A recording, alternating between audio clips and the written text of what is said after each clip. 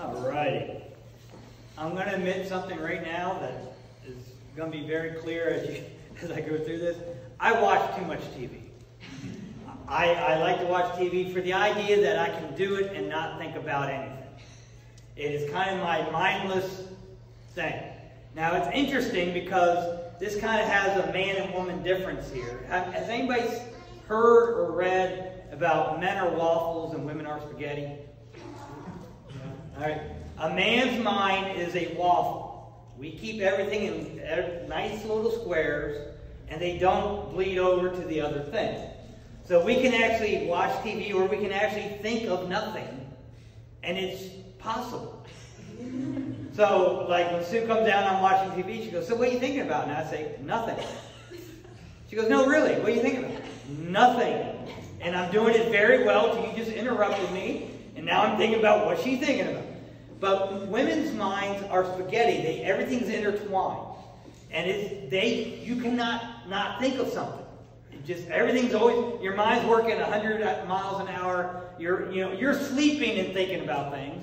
So when you look at the guy and he has a blank face and he says he's thinking about nothing, that's exactly what he's doing. So with that concept, I like to watch TV, and my nephew, I guess it was my great-nephew, we were watching a little bit of Law and Order on vacation. He goes, "Oh yeah, good mindless numbing TV." He goes, "It's a show you can watch and you don't have to think about anything." I said, "Exactly. I love these types of shows." So as I'm watching TV, sometimes I see a commercial, and when the commercial is over, I have no idea what they were trying to sell. Has any of you had that happen where you've watched a commercial, and when the commercial was over, you have no idea what the product was? It happens a lot during the Super Bowl. I don't know how many times I'm watching Super Bowl commercials, and I'm like, I have no idea was that an insurance commercial? Was that a car commercial? What was it? So, now, there are times when I find an advertisement, I think it makes a neat point, or it's very clever, and I still don't understand what it has to do with what they're trying to sell, but the commercial kind of got my attention, and I focused on it. And I guess in the advertising game, if the advertisement is memorable, they're hoping that you will apply it to their product. And I found a few memorable commercials that had to do with satellite TV instead of cable. There was a series of them that ran in the past. I am dating myself a little bit. And I thought the message was neat, and I thought it was totally irrelevant to what they were trying to sell. And they showed a person getting angry when their cable TV went out. And then their small child imitated their anger. And then they went to the subsequent things that happened based on the child losing their anger. And we're actually going to show you the video clip of the one that led to my going to this passage in my sermon. Here we go. When your cable's on the fritz, you get frustrated. When you get frustrated, your daughter imitates. When your daughter imitates, she gets thrown out of school. When she gets thrown out of school, she meets undesirables. When she meets undesirables, she ties the knot with undesirables. And when she ties the knot with undesirables, you get a grandson with a dog collar. Don't have a grandson with a dog collar. Get rid of cable. Now, if you remember, there's a whole series of these. And I thought they were entertaining. So the idea of don't end up with a grandson wearing a dog collar actually led me to the passage I'm going to preach on and the message. So it was humorous, it was memorable, and it led me to Deuteronomy chapter 6, verses 4 through 9. So Deuteronomy chapter 6, verses 4 through 9. "Hear, O Israel, the Lord our God, the Lord is one. Love the Lord your God with all your heart, and with all your soul, and with all your strength. These commandments I give you today are to be upon your hearts. Impress them on your children. Talk about them when you sit at home, and when you walk along the road, when you lie down, and when you get up. Tie them as symbols on your hands, and bind them on your foreheads. Write them on the doorframes of your houses and on your gates." Now, this is a very important passage for the nation of Israel, for the Hebrews. And I think it's also a passage that's still very relevant to all of us today. But first, I want to look at the context in which it was said for the nation of Israel and the Hebrews. Now, the Hebrew religion, there was monotheism. They basically believed in one God. And as Christians, we would say they believed in the one true God, the God that we also worship. But we have to understand that that was unique to that time frame and that culture and that history. If you just think of Greek mythology or all the different Roman gods, they were surrounded by cultures that worshiped many different gods. So this is one thing that they had that was totally unique. And now the nation of Israel is getting ready to where they're going to be going to different regions of the world that were going to be vastly different than they were and practice different religious practices and rituals. And they were going to be worshiping many gods, and they were going to be experiencing a lot of different things that they currently were not aware of or were used to. If anybody's traveled to a different culture, I don't know if anybody's here traveled to a different culture. I had that opportunity in the military and also in the business world. When you travel to a different culture, you sometimes got to be prepared for things that are going to be different. I mean, when I went to Thailand and getting used to cows walking down the middle of the street because they're sacred, and you know, that was something, especially when you're not driving the car and you're relying on the guy who's driving the taxi to zip around the cow and keep on moving. So you get used to some different things and you have to be prepared for it. So this passage is actually preparing the Hebrew nation for what they're going to encounter. And this passage is really the main theme of the book of Deuteronomy. And it was meant to prepare the Hebrews for what they were going to encounter, what they were going to see, the different temptations and situations they're going to witness that they have never witnessed before.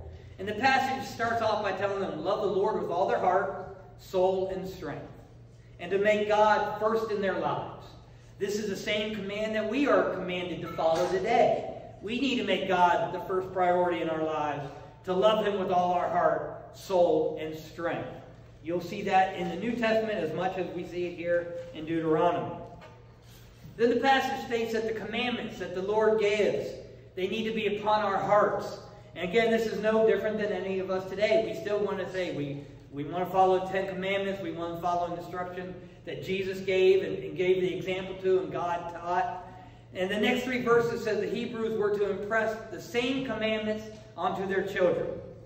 They were supposed to instruct them at home, when they were walking along the road, when they were lying down at night, and when they were getting up in the morning. So basically what they're saying is the whole day should be impressing God's commandments in everything they do. If they're sitting at home, if they're going wherever they're walking to travel, when they go to bed, and when they wake up. It's basically that it says they are also to tie the symbols on the hands and on the foreheads, along with writings on the door frames. And that these were all physical reminders to everyone in the family on how they should be living. And if you've ever seen it, I think we have a picture, they're called tefillins. And the Orthodox Jews still do it today. It's a little box that they would wear on their forehead or put on their wrist. And in that box would either be little pieces of prayer, maybe commandments or something to follow. And it's a physical reminder to how they're supposed to behave and how they're supposed to live. We kind of do the same thing today. If you're wearing a cross around your neck, that's supposed to be a physical reminder. If you wear one of those bracelets, what would Jesus do? Or something that may have a psalm or a key phrase or a key word to help you stay focused, we are kind of doing the same thing. We're just doing it a little differently. But, you know, even today, Orthodox Jews, you can still see them with the box on the forehead or on their wrist. It was just to give them that reminder. Have any of you ever, if you went on a diet or something, and you had a rubber band on your wrist that when you know you wanted to cheat, you would just snap the rubber band to change your mind? Anybody did that? I would just, break the rubber band and get my ice cream or whatever. But there's a purpose for those. It's to be that physical reminder. And that's kind of what this is doing here. And so they're passing on this knowledge of the Lord to their children. The daily reminders, the implementation of Lord in everything in their lives was part of the Hebrew culture. So they're trying to reinforce this. It was their way of making sure that the importance of God was not lost from generation to generation. It was a very important part of their lives, and their lives were focused on the Lord, and it was handed down to the children. And that's kind of where I came up with the title of Legacy for this sermon. The Hebrews were passing on the legacy of the importance of God on their children and stressing that it was part of all of everyday life.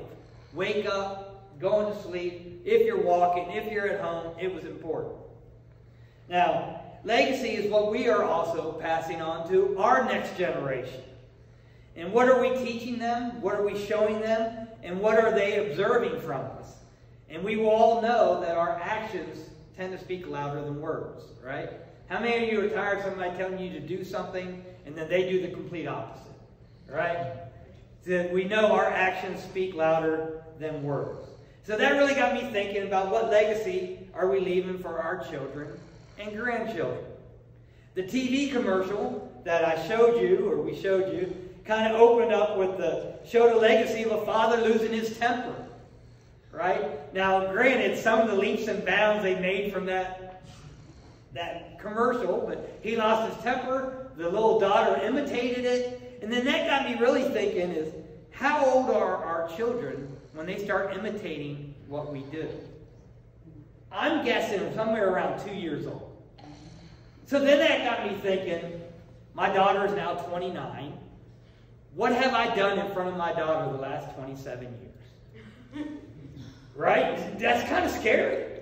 That if they imitate us, start imitating at 2 years old, what are some of the things we may have done in front of our children that have been part of the legacy that we have passed down? Right? So, now if you think about everything he did and part of that legacy, the Hebrews made it a focus to make sure that importance of God was a daily priority. It was written on their doors, symbols on their hands, foreheads. Part of everything was to show how important that legacy of God was, so it got passed on to the next generation. So now let us look at what the legacy we may be passing on to our children. Every time we decide we are too tired to get up on a Sunday morning to come and worship God at church. Now let's remember, we don't gather in church 7 days a week. We gather 1 day a week. Every time we choose to sleep in, we are passing on to our children. It's only important to worship God when you are not tired. Every time we miss church for sporting events or running the kids to activities, we are passing on the legacy that God is important when it does not interfere with what other activities we want to do. Every time we miss church because we felt we've been slighted, or maybe we have a conflict with someone in the church, we're passing along a legacy that to truly worship God, you need to feel good about yourself and must get along with everyone. I'm sorry, nobody gets along with everyone. But to me, when you're feeling down and out or struggling with something or someone, that's the time you need God the most. And what better time to go and confront and resolve a conflict than at church before God? Now, I don't want this to sound like a church attendance sermon, because it's more about what priorities are we passing along to our children. And frankly, church attendance does kind of show a priority of where we put God in our lives and where we rank that among other things. The Hebrews stressed the importance of God in everything so it would not be forgotten, so it was passed on to each generation. Now, we have gotten to the point where God is only important if it doesn't conflict with anything else that we might want to do. So one thing that always cracked me up, and these are going to be actual quotes. These are things people have actually told me during my 15 years of ministry. I see Brad nodding his head goes, yeah, I know where these are coming from. So, see if any of these quotes sound familiar. Now, I will honestly say that all these quotes are before I came here at Pembroke. So, none of these are yours, even though you may have said them. But, Sunday is the only day I get to sleep in all week. So that's one quote I've heard a lot. So I follow that up with this question. Why don't you sleep in Saturday morning? These are actual answers I got to that question. Saturday mornings, no, I get up and go yard selling with my mom. Now this is that one was when we lived in Frederick County and yard sales were huge. Every Saturday they would go yard selling for hours. I think Roaring Spring may also had a lot of yard sales, but I don't think anyone, but I actually had someone tell me, no, yard selling, that's what we get up and do Saturday morning. I get up and do all my chores around the house on Saturday. So that's why they couldn't sleep in on Saturday. We go and run our errands all day Saturday, so Sunday we can relax and rest. These are all comments and stuff I have heard. If you have said them, just remember the names have been changed to protect the guilty. But, and one of the things that, I think about Sue and I, we have errands and chores and stuff that we have to do too. What I've kind of done is I try to do like one chore each night when I get home from work. So I can knock out like a 30-minute chore rather than use up a whole Saturday doing a whole day's worth of chores. If I can do a load of laundry one day, if I can do the floors the next day, or whatever, I just try to space it out that way. Because I still like to sleep in Saturdays if I can. Fridays if I can pull it off. But so these are just some of the exact quotes I've heard. And so if those comments sound familiar, it's not that the people cannot get up and go to church. They just chose to get up on Saturday and put things like yard selling, chores, or errands at a higher priority than it was to get up and come and worship God. We wonder why church attendance is down across the country. All we have to do is look at the legacy that we are passing on to the next generation. So what is the legacy that we are going to leave behind? Those of us who are probably my age or older can remember when the stores and restaurants were not open on Sundays. They were called blue laws. Oh, there you go. Are you going to put the other one you had up there, Ben? Oh, okay. Yeah, I had anything he puts up, I did not have anything to do with. At the time when you would never hear, yeah, there's the other one he had.